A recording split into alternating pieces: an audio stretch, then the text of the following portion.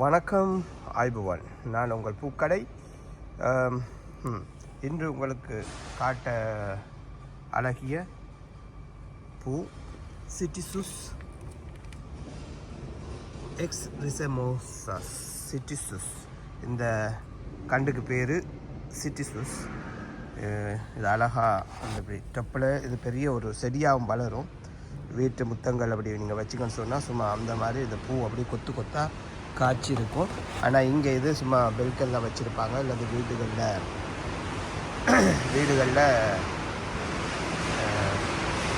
ஜன்னல் ஓரமாக வச்சுருப்பாங்க. அப்படி வச்சுருக்கிறத கண்டு இன்றைக்கி நீங்கள் பார்த்து மகிழலாம்.